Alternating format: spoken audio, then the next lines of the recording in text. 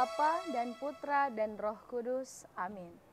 Umat Kristiani Katolik yang terkasih, senang sekali saya boleh berjumpa kembali bersama dengan Anda dalam program Pelita Kasih. Dan pada program Pelita Kasih kali ini kita akan membahas suatu tema, yakni tema yang begitu mendalam, yakni tentang Trinitas. Dan bersama kita telah hadir narasumber, yakni Ibu Reine Febriana Kora ASSMSI. Beliau merupakan pembimbing masyarakat Katolik pada kantor wilayah Kementerian Agama Provinsi Gorontalo. Bagaimana kabarnya, Bu? Puji Tuhan, sehat, luar biasa. Baik, Bu, tadi saya sudah menjelaskan kepada pemirsa di rumah bahwa tema kita kali ini yakni tentang Trinitas, di mana tema ini memang cukup dalam dan sepertinya akan sangat bagus untuk kita bahas saat ini. Langsung saja, Bu. Apa pengertian mendasar tentang Trinitas ini, Bu? Ya, pertama-tama salam jumpa Tika, juga pemirsa TVRI dimanapun Anda berada, khususnya umat Kristiani Katolik di Provinsi Gorontalo. Bersyukur pada kesempatan ini kita boleh berjumpa dengan satu tema yang memang sangat luar biasa, bahkan bagi saya pribadi ini sangat menantang. Karena kita akan menggumuli tema Trinitas atau Allah Tritunggal Maha Kudus. Yang kita sendiri pun sebagai umat Kristiani Katolik mengalami kesulitan dalam memahami misteri Allah Tritunggal. Tapi kita sungguh percaya bahwa dengan berserah kepada penyelenggaraan Allah, tuntunan Roh Kudus, kita bersama-sama akan memahami pewahyuan diri Allah yang kita sebut Allah Tritunggal Maha Kudus. Jadi Allah Tritunggal Maha Kudus adalah pokok iman dari orang Kristen. Kita mengakui Allah itu esa. Tapi juga Allah esa dalam tiga kodrat, tiga pribadi, yaitu Allah Bapa, Allah Putra, dan Allah Roh Kudus. Bagaimana kita memahami itu? Makna atau pemahaman dasar tentang Allah Tritunggal Maha Kudus itu tadi Tika sudah mulai dengan tanda salib. Itu adalah pengakuan iman paling singkat bagi kita orang Kristen Katolik dengan melakukan tanda salib. Dalam nama Bapa dan Putra dan Roh Kudus. Amin. Kita mengakui Allah Esa dalam tiga pribadi, Allah Bapa, Allah Putra, dan Allah Roh Kudus. Pengakuan iman ini sering kita ucapkan dalam bentuk syahadat iman kita, baik dalam bentuk syahadat singkat atau syahadat para rasul, dan juga syahadat dalam bentuk panjang, yaitu syahadat atau pengakuan iman hasil Konsili Nisea Konstantinopel. Nah, kita lihat pengakuan iman kita yang mau menyatakan bahwa kita mengakui Allah yang esa dalam tiga pribadi. Dalam syahadat para rasul kita sering ucapkan, akui iman kita, aku percaya akan Allah, Bapa yang Maha Kuasa, pencipta langit dan bumi, dan akan Yesus Kristus putranya yang tunggal Tuhan kita yang dikandung dari Roh Kudus, dilahirkan oleh perawan Maria. Dalam syahadat panjangnya, aku percaya akan satu Allah, Bapa yang Maha Kuasa, pencipta langit dan bumi, dan segala sesuatu yang kelihatan dan tak kelihatan, dan akan satu Tuhan Yesus Kristus, Putra Allah yang tunggal. Ia lahir dari Bapa dalam segala abad, Allah dari Allah, terang dari terang, Allah benar dari Allah benar. Ia dilahirkan bukan dijadikan, sehakikat dengan Bapa. Segala sesuatu dijadikan olehnya. Ia turun dari surga untuk kita manusia dan untuk keselamatan kita. Ia dikandung dari Roh Kudus dan seterusnya. Pengakuan iman ini mau menunjukkan bagaimana kita mengimani Allah kita sebagai Allah dengan tiga pribadi. Memang ini satu hal yang sangat misteri, Tika. Karena sebagai manusia yang terbatas, kita tak mungkin memahami Allah yang tak terbatas. Kita hanya salah satu dari ciptaan Allah. Bagaimana kita bisa memahami secara kompleks, menyeluruh, secara pasti Sang Pencipta. Makanya Santo Agustinus mengatakan, jika kita memahami Allah, maka ia bukan lagi Allah. Karena Allah yang sangat tak terselami, transendental, yang ilahi mau dipahami oleh manusia yang terbatas. Saya teringat dengan kisah dari Santo Agustinus sendiri. Saat ia bergumul dengan pertanyaan ini, keesaan Allah dalam 3 pribadi, ia berjalan-jalan di tepi pantai. Di tepi pantai itu ia bertemu dengan seorang anak kecil. Seorang anak kecil yang saat itu sedang menggali lubang di pinggir pantai. Biasa kan Tika, kita ke pantai anak suka menggali. Santo Agustinus bertanya kepada anak kecil yang dia temui di pantai, untuk apa lubang itu? Anak ini berkata, saya akan memindahkan air yang di samudra ke dalam lubang ini. Santo Agustinus bertanya, bagaimana mungkin air di samudra ini engkau akan pindahkan ke lubang yang kecil ini? Dan apa artinya, Tika? Dalam cerita yang kisahkan pada kita, anak itu adalah jelmaan dari Tuhan Yesus yang mau mengatakan kepada Santo Agustinus, itulah Allah seperti samudra. Bagaimana otakmu yang kecil bisa menampung misteri Allah yang sangat besar ini, tak terbatas dengan otakmu yang kecil. Jadi pada kesempatan ini, jika kita berdua duduk saat ini mau menggumuli tentang misteri Allah Tritunggal, kita berdua bersama-sama mau lebih memahami Allah dan mencintai Dia lebih dalam sebagai Allah Tritunggal. Kita menggumuli tema ini ibarat yang dikatakan oleh Santo Anselmus dari Canterbury. Iman mendahului pengertian. Fides quaerens intellectum. Beriman dulu baru mengerti. Itu sebenarnya satu penegasan dari apa yang Santo Agustinus bilang. Kita percaya, maka kita mengerti. Bukan kita mengerti supaya kita percaya. Itu sangat luar biasa apa yang dikatakan oleh kedua santo yang luar biasa ini, Santo Anselmus dan Agustinus, yang mau mengajar kita kepada umat Kristiani Katolik, memahami Allah Tritunggal adalah kita mau masuk secara mendalam dalam misteri Allah, mengambil bagian di dalamnya, tetapi dengan satu kesadaran bahwa kita terbatas. Sehingga apapun yang terungkap saat ini dalam perbincangan kita nanti, itu akan menambah kasana iman kita sebagai orang Katolik, bahwa kita mengimani Allah yang mewahyukan dirinya sebagai Allah Tritunggal yang Maha Kudus. Itu Tika. Baik Bu, baru pembahasan pertama sudah membuat kita tercengang-cengang bahwa semoga pembahasan kita saat ini lebih membuat kita semakin mencintai Allah.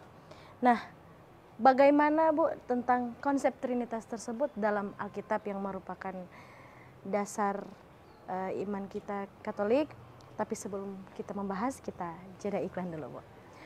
Umat Kristiani Katolik yang terkasih, sebelum kita membahas lagi lebih jauh tentang Trinitas tersebut, kita ikuti dulu pesan-pesan yang mau lewat, tetap di Pelita Kasih.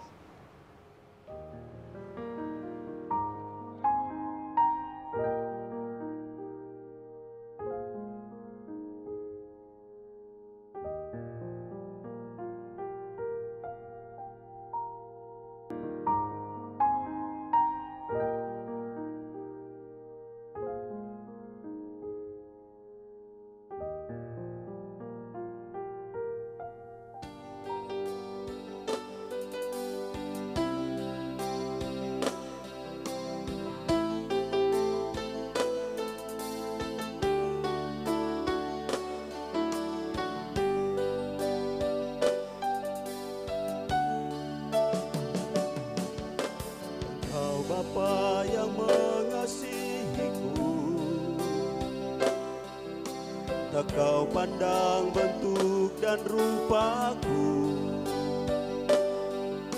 Engkau mengasihiku dengan sepenuh hati, tak pernah sama seperti dunia ini. Kau Bapa yang mengajariku melewati badai langit biru. Kau yang buatku terbang bagaikan raja wali, mengatasi segala pencobaan. Kau Bapakku yang baik, mengerti bahasa tetesan air mata.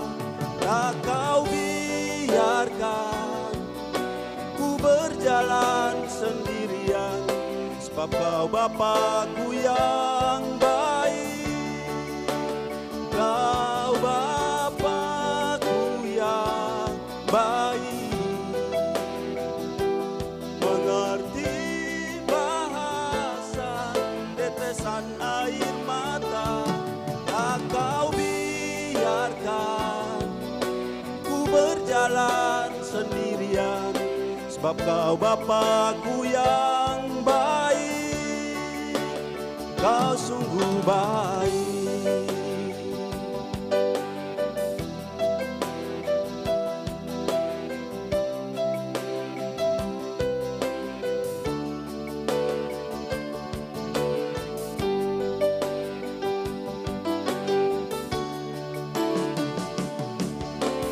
Kau Bapa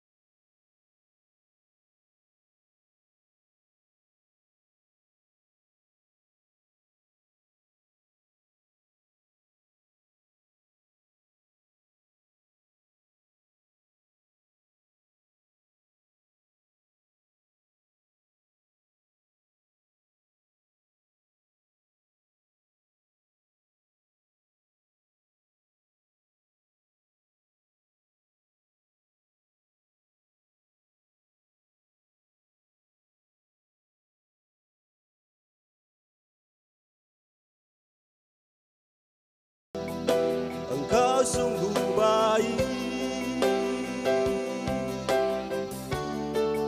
Engkau sungguh baik.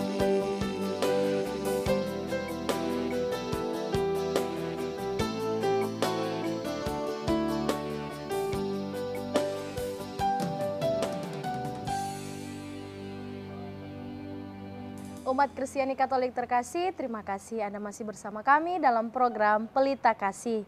Baik Bu, kita lanjutkan tentang bagaimana konsep Trinitas dalam Alkitab. Iya, terima kasih. Baru pertama tadi, baik Tika maupun saya juga, saya sebagai narasumber pun berusaha sedapat mungkin untuk bisa menyampaikan tentang apa yang kita imani sebagai Allah Tritunggal. Nah, sebelum kita melihat pada apa pandangan Alkitab, memahami Allah Tritunggal, Allah dalam 3 pribadi, kita punya konsep pemahaman awal, yaitu kita harus memahami bagaimana Allah mewahyukan diri dan bagaimana kita mengimani. Jadi ada wahyu, ada iman. Tika mengerti kan, itu yang sering kita dengar kepada biasanya dalam khotbah pewahyuan Allah. Pewahyuan Allah itu Allah menyatakan dirinya, membuka dirinya selubung-selubung tentang dirinya kepada manusia. Itulah pewahyuan Allah. Kalau kita ikuti dalam Alkitab, bukan kita yang mencari Allah, tapi Allah yang mencari kita manusia dengan membuka dirinya dalam relasi. Bagaimana Allah bertemu Abraham, bagaimana Nuh, dan dalam peristiwa sejarah keselamatan Allah datang menjumpai manusia. Dan bagaimana manusia menanggapi pewahyuan diri Allah, itu kita sebut iman. Jadi iman adalah tanggapan bebas kita, respon kita terhadap pewahyuan diri Allah. Jadi kita mengamini pewahyuan diri Allah, itulah iman kita.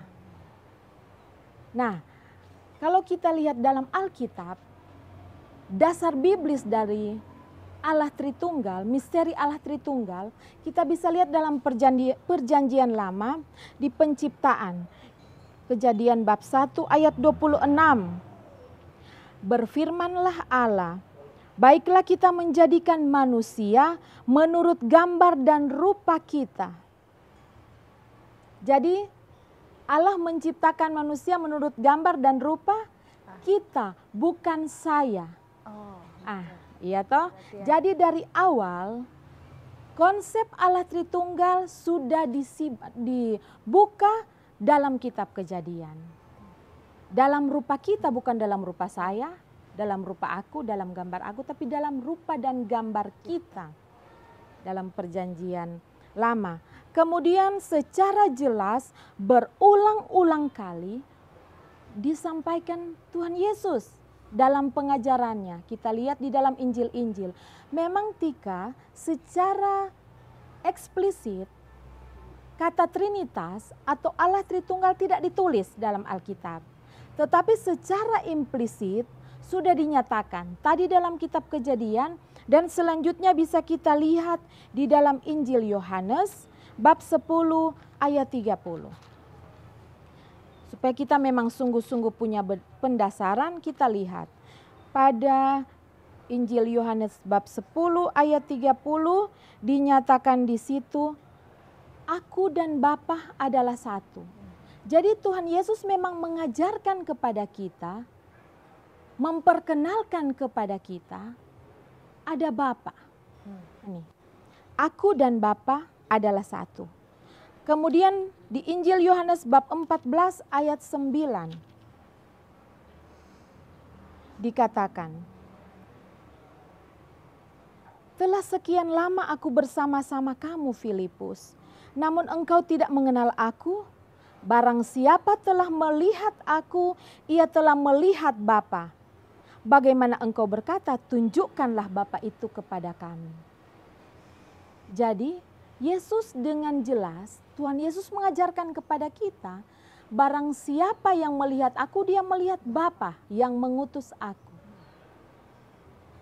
Dalam Injil, Tuhan Yesus sudah ajarkan bahwa Allah, Bapa, ada Putra. Bahkan selanjutnya, Tuhan Yesus katakan lagi pada Injil Yohanes bab 14 ayat 15. Jikalau kamu mengasihi aku, kamu akan menuruti segala perintahku. Selanjutnya 16, aku akan minta kepada Bapa dan ia akan memberikan kepadamu seorang penolong yang lain, supaya ia menyertai kamu selama-lamanya, yaitu Roh kebenaran. Dalam pengajaran Tuhan Yesus, dalam ayat-ayat tadi dengan jelas dikatakan, aku akan meminta kepada Bapa dan ia akan memberikan Roh kebenaran untuk menyertai kamu sampai selama-lamanya. Itu sampai kepada kita. Banyak ayat kitab suci yang bicara tentang itu. Bahkan tentang misteri yang besar itu Tuhan Yesus sudah katakan pada Injil Yohanes bab 16. Bab 16 ayat 12. Masih banyak hal yang harus kukatakan kepadamu, tetapi sekarang kamu belum dapat menanggungnya. Bahkan di zaman Yesus, Tuhan Yesus bilang kamu tak dapat menanggungnya. Jangankan zaman itu, zaman kita pun sekarang kita masih bertanya dan bertanya sebagai orang Kristiani bagaimana memahami misteri Allah Tritunggal. Apalagi orang lain yang bertanya kepada kita. Jadi sebagai umat Kristiani Katolik kita harus paham dasar Alkitab yang menyatakan bahwa Allah itu Allah Tritunggal, Allah dalam 3 pribadi, Bapa, Putra, dan Roh Kudus, itu bukan konsep dari manusia. Itu bukan hasil perundingan para teolog, para filsuf, tetapi Tuhan Yesus yang sudah ajarkan kepada kita dalam Alkitab. Karena Alkitab ini merupakan isi pengajaran Tuhan Yesus. Sesudah Tuhan Yesus naik ke surga, tinggal rasul-rasul yang ditugaskan mewartakan Injil dengan pesan, pergilah, wartakanlah Injil dan baptislah mereka dalam nama Bapa, Putra, dan Roh Kudus. Itulah yang ditulis di sini. Pengalaman para rasul dituangkan dalam Alkitab. Dan apa yang mereka tuangkan ini adalah pengajaran langsung yang mereka terima dari Tuhan Yesus. Aku datang dari Bapa dan aku akan kembali kepada Bapa dan aku akan mengutus Roh Kudus untuk menyertai kamu. Ia akan mengajarkan tentang kebenaran dan akan mendekatkan kamu pada kebenaran-kebenaran. Seperti itu. Jadi kita tidak mengimani ajaran manusia, tetapi ajaran ilahi, yaitu Putra Allah, Yesus Kristus, yang datang dari Bapa, kembali kepada Bapa, dan saat ini menyertai kita dengan Roh Kudus. Amin. Sungguh luar biasa. Semakin mendalam lagi pembahasan kita. Dan bagaimana Bu doktrin tentang doktrin Katolik tentang Allah Tritunggal tersebut? Nah, saya memang sangat, boleh bilang sangat menantang jika kita belajar. Saya pernah belajar Tika, kuliah di Sekolah Tinggi Filsafat, jadi belajar tentang dogma-dogma atau doktrin Gereja Katolik. Dan memang semakin dalam, semakin bingung, semakin bertanya, tapi semakin mencintai. Karena jika saya bisa pecahkan misteri Allah Tritunggal, berarti dia bukan lagi Allah. Dan saya tidak akan bertanya terus sampai saat ini. Tidak akan penasaran lagi. Semakin bingung, semakin tertantang untuk belajar memahami dan semakin mencintai. Nah, kata dogma sendiri atau doktrin, sebagai orang Katolik, kalau menurut Tika sebelum kita lanjut, karena Tika juga perwakilan dari masyarakat Katolik. Doktrin itu atau dogma yang Tika pahami sendiri seperti apa? Doktrin atau dogma itu aturan atau sesuatu yang harus kita patuhi atau suatu ajaran.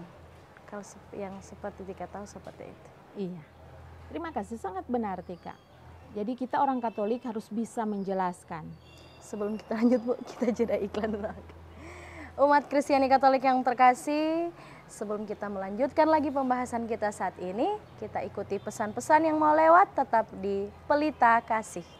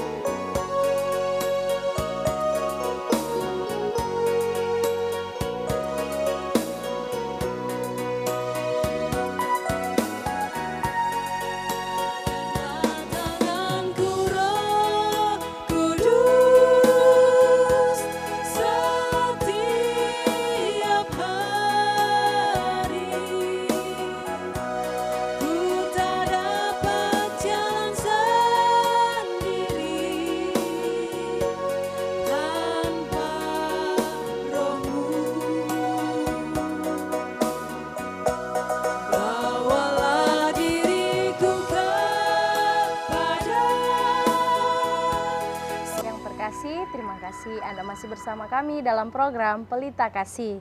Baik Bu, dilanjutkan tentang doktrin tadi. Iya. Jadi apa yang Tika katakan tadi sudah benar aturan. Secara lebih definitif lagi, doktrin adalah ajaran resmi gereja.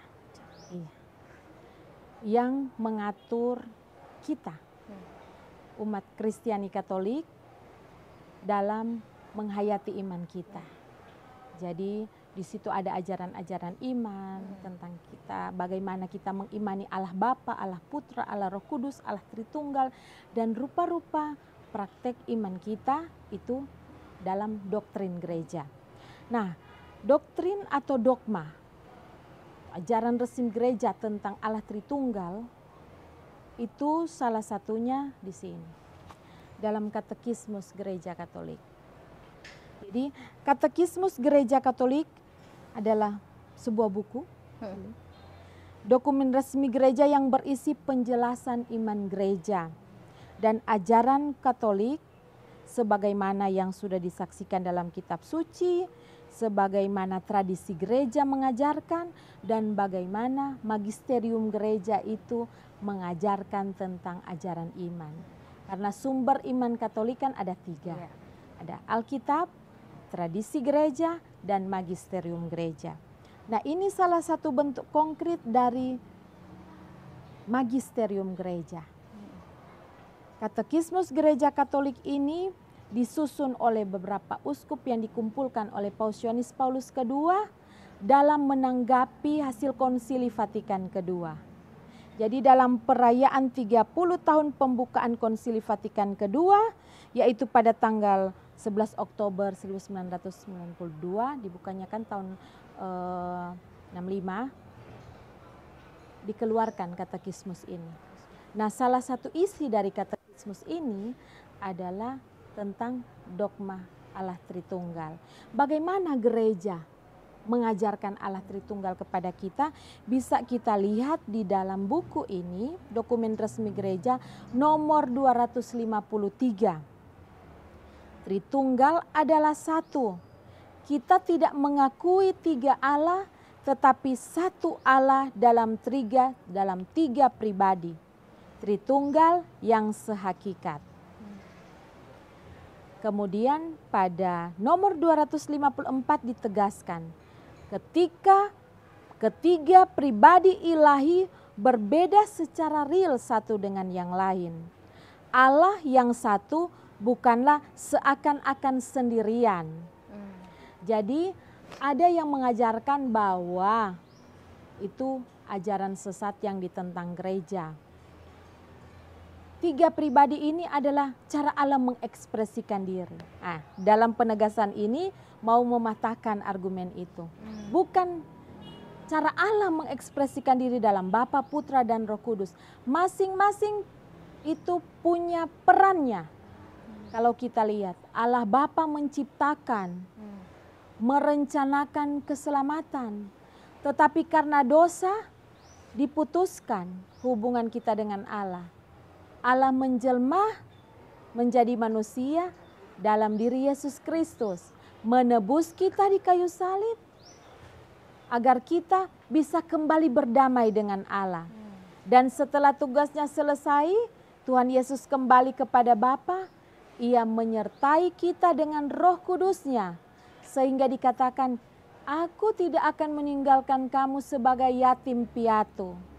Akan datang Roh Kudus yang akan menyertai kamu sampai selama-lamanya, termasuk kita. Jadi dikatakan di sini. Dan masih di nomor 255, Katekismus Gereja Katolik dikatakan, ketiga pribadi ilahi berhubungan satu dengan yang lain, yang Ibu jelaskan tadi. Karena perbedaan real antar pribadi itu tidak membagi kesatuan ilahi, maka perbedaan itu hanya terdapat dalam hubungan timbal balik. Dengan nama-nama pribadi yang menyatakan satu hubungan, maka Bapa dihubungkan dengan Putra, Putra dihubungkan dengan Bapa, dan Roh Kudus dihubungkan dengan keduanya. Jadi di sini sangat jelas, Tika. atau Tika masih bingung, Ibu masih bingung tentang Allah dalam tiga pribadi. Tapi inilah misteri iman kita. Ya, betul. Saya pun terbatas untuk menerangkan. Itu sejauh yang saya pahami ketika saya belajar dulu dan membaca dalam kitab suci dan dalam dokumen resmi gereja. Kita mengakui Allah dalam tiga pribadi, Bapa, Putra, dan Roh Kudus. Baik, Bu. Ibu bertanya bahwa semakin jelas atau semakin bingung, bisa jadi keduanya. Karena di lain bisa sudah semakin jelas, tapi semakin mendalami tentu kita semakin banyak pertanyaan yang ingin disampaikan. Nah, kemudian selanjutnya, Bu, adakah nasihat-nasihat praktis? Nah, bagi masyarakat Katolik mungkin dalam memahami Allah Tritunggal ini atau Trinitas ini. Nasihat-nasihat praktis. Saya belum akan masuk ke nasihat praktis. Karena Tika bilang tadi, semakin jelas dan semakin membingungkan, saya tertantang jangan sampai penjelasan saya bukan hanya Tika yang bingung, tapi masyarakat Katolik yang mendengar. Secara sederhana mungkin kita dapat memahami kesatuan Allah Tritunggal ini pernah saya diajarkan oleh dosen saya. Bagaimana pengalaman itu? Secara sederhana walaupun memang tidak mengungkapkan secara pasti dan benar misteri Allah Tritunggal, tetapi dalam rupa menganalogi untuk membantu kita mengerti tentang keesaan dari Allah itu. Ibarat matahari, Tika.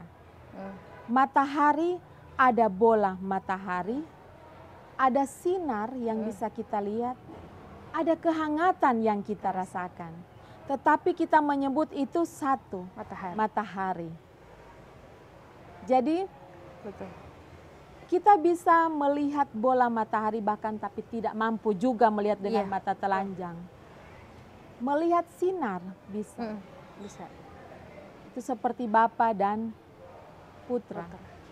Kehangatannya itulah karya roh yang hanya bisa kita rasakan, tapi kita tidak bisa melihat. Satu juga jalan masuk memahami tentang misteri Allah Tritunggal adalah pengalaman pribadi. Sebagai orang Katolik, saya mengalami pengalaman rohani, pengalaman transendental bahwa Allah itu ada dan menyertai saya sampai saat ini. Bapa yang tak kelihatan, Tuhan Yesus yang tak kelihatan tetapi yang berjanji menyertai saya dengan Roh Kudusnya, itu saya rasakan. Bagaimana saya mengalami pengalaman yang nalar saya itu tidak mungkin, tetapi menjadi mungkin. Banyak peristiwa, sesuatu yang tidak bisa dipecahkan oleh akal saya. Vonis dokter, tapi ketika saya bawa itu dalam doa, kembali periksa, tidak ada. Itu siapa yang berkarya? Untuk saya pribadi, saya meyakini Allah turun tangan. Dia bekerja, bukan hanya pada masa lalu, tapi sekarang sampai selama-lamanya.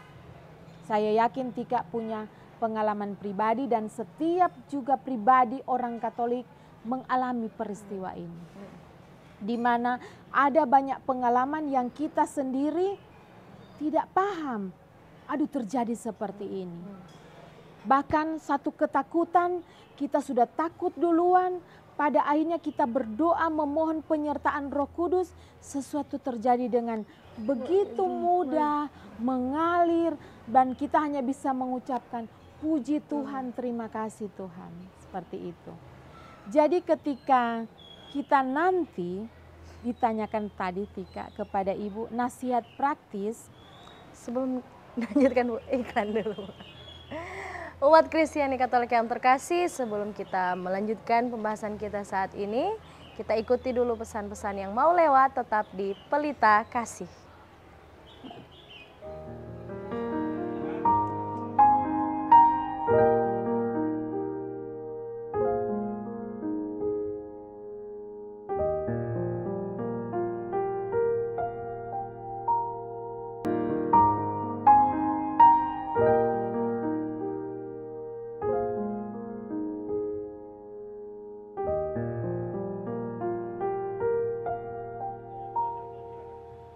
Umat Kristiani Katolik yang terkasih, terima kasih Anda masih bersama dengan kami dalam program Pelita Kasih. Nah Bu, di segmen yang terakhir ini Bu, tadi tentang apa sih nasihat-nasihat praktis yang ingin disampaikan kepada masyarakat Katolik terkait dengan tema kita saat ini? Iya. Nasihat praktis terlalu, kata-katanya itu tidak terlalu tapi ya Resmi. terlalu resmi nasihat. Jadi sharing saja sebagai sesama umat Katolik.